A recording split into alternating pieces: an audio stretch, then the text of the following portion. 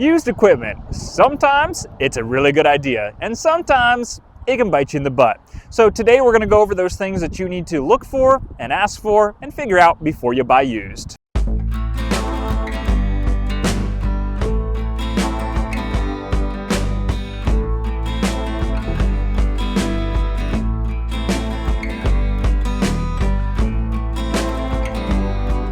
Hey guys, Zach here from Kubota of Lynchburg, and today I wanted to go over buying a piece of used equipment. As you see here, I do have a lot of used equipment that we sell, and used equipment can be a very good thing to buy. You can save a lot of money, you can get good values on it, heck, you can buy and resell. There's all sorts of reasons why used equipment can be a good thing, but as many of you are aware of, buying used can also bite you in the butt. It can be expensive. You can get a lemon tractor, and you can even get scammed. So we'll start with the basics.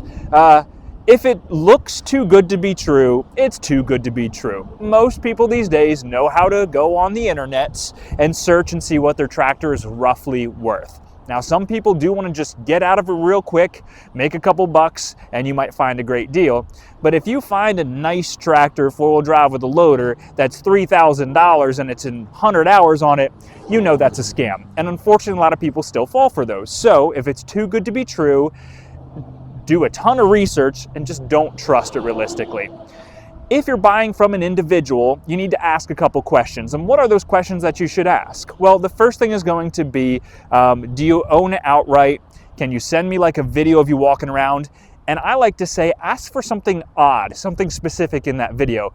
Can you send me a video of the tractor picking up the front tires off the ground with the loader? And why is that? Because, if you're asking for pictures, they might send you pictures, but a video with that, it's legit. The machine actually exists, which is important before you just send them money or bring them money. And you can look for some things. So make sure it's a valid equipment purchase first. Make sure they don't have any liens or loans on it. If it's something that's newer and nicer, it might still have an open loan with either Kubota or whatever brand it is or a lender. Make sure they don't have any open loans on it, because you as the buyer then technically take responsibility for that loan. Ask service records. A lot of people don't keep them. People don't like papers anymore. They don't keep them, but ask if they have service records, because that is nice to see. Honestly, that's not a huge detractor to me. If people don't have service records, I can usually look at a machine, look at the engine oil, look at the grease fittings and see if it's ever been greased before and see if they actually maintain their equipment. And so then talking about maintaining their equipment, you can ask them if there's any known issues, are there any problems that you know of? Because a lot of times people will say, hey, here's the tractor, I've got a L2350 with a loader or four-wheel drive, and they won't say, yes, it does have an axle leak, or yes, it has this. They might not post that. But if you ask them, they'll be like, there's a couple small things, the power steering pump is leaking, those kind of things, and it might be not a big deal, but it's something worth asking. All right, so now you know roughly what you got, they own the equipment, it's legit and not a scam. What do you look for when you go out there to look at it? Well, on equipment, especially tractors and skid steers and wheeled loaders and stuff, one of the first things you look at that's going to be a big expense if it's not proper is tires. If you have worn down tires or tracks that are going to need replacing soon, budget for thousands of dollars on that, because tires for tractors and skid steers and stuff are not cheap. So you want to look and make sure, for example, all right, I've got pretty good tread on my tires. I don't see a ton of dry rot on them. My back tires, they got a couple chunks out of them. They're wearing down a little bit, but even so, these tires still have a couple good years left out of them. Something that's lower hours like this, all right, these tires are 80-90%. You're good to go for a long time. But look at your tires and your tracks and make sure they look decent. Make sure they look usable before buying it. If they're worn down, calculate that price into your head. The next thing I like to look at is grease fittings and hoses, and you can kind of tell if a machine has been maintained that way. So if we look at this tractor again, I love that I have this one here. If we look at these, zoom in on these hoses are dry rotted. You can tell they're actually original hoses. There is cracking all over them, rust all over them. You can kind of tell that this hose might bust really quick. And why do you say that? Well, if we look at the other side, oh look, somebody's already put some new hoses on it, which means the rest of these hoses on this loader in the next year or two are most likely going to go bad. Hoses aren't that expensive. A hose like this, somebody's shop could probably make for 40 bucks. But if you have 1, 2, 3, 4, 5, 6 more that I just see, 7 more, you know, times 40 bucks, that adds up. So look at your hoses. If they're dry rotted, if they're busted, if they're leaking, you might need new ones. And then always look at your grease fittings. I like to see a ton of grease. This one has some coming out of it, but honestly, all around the pins look dry. To me, it looks like no one really greased this tractor. I don't really like that. That means it's going to be worn out more. And this is more important on like a skid steer or a larger machine, that it was greased a ton, because the more grease, in my opinion, the better. So look at your tires, look at your grease fittings, look at your hoses, look at your filters. A lot of times people write dates on their filters of when they changed them. So it's 2025 right now. If somebody wrote 2020 on a filter and it hasn't been changed in 5 years, okay, maybe they haven't been using it much, but also at the same time, okay, maybe it hasn't been maintained like it should be. And then one of the main things I like to look at when I'm looking at a piece of used equipment, I'm kind of standing on it here, is if it's been parked for a while. If you're at a dealership or something like that, look for wet spots underneath it. This is how you're going to know if something's leaking. Now, if you're going to buy from an individual and they just pulled it outside or just parked it on their driveway, you might not be able to see it. But I like to take a kind of look around and say, all right, do I see any wet spots underneath it? No? Great. Doesn't mean it's perfect, but it also does mean maybe it's okay, because a lot of times you'll start to see leaking right away. And then you know you're just going to have to put some money into seals and fluid and everything.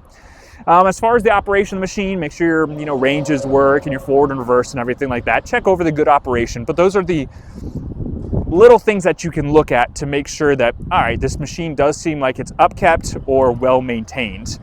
And again, on the too good to be true, for example, I have a 100 horsepower tractor in my shop that the guy bought an auction and had 550 hours on it. Really nice cab tractor, four-wheel drive loader, looks like a 500-hour machine. His engine blew up in it. He's trying to figure it out. I traded it in, and we plugged our computer into it before I traded it, and it has 8,000 hours on the tractor, but somebody put a different engine into it to show 500 hours. So there are sketchy people out there. There are people that are doing things they shouldn't do. Look for that. Look into the details. It's worth it, especially if you're going to spend, I think this thing's like $11,000 on a machine.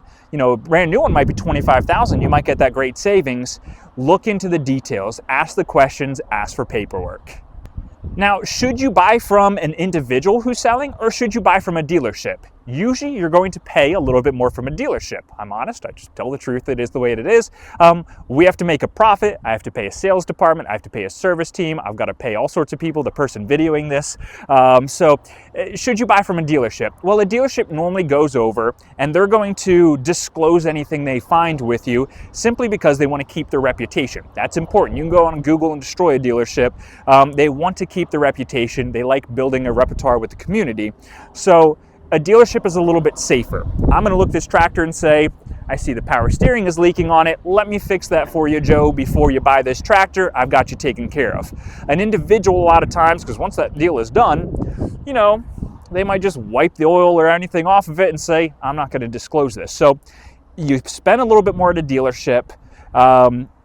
Dealerships have finance options usually, and also a dealership is going to be more honest with you. Not always, there are some fun dealers out there, but usually they're going to be more honest with you and give you the details on it and give you a good overall. And if something happens right away, like from us, you buy something used and day one the engine blows up, I'm going to help you out, I'm going to get you taken care of. An individual, good luck. If you are buying from an individual, please make sure that you get signed and handwritten or typed up bills of sale, so you have records just in case something does happen. It's always worth doing that. So buying used can be great. You can save yourself a lot of money. You can find what you're looking for. That's one last thing about buying used that I would say is try to get what you're looking for right off the bat. If you buy a tractor without a loader and say, yeah, I'm going to find a loader online, it's not that easy.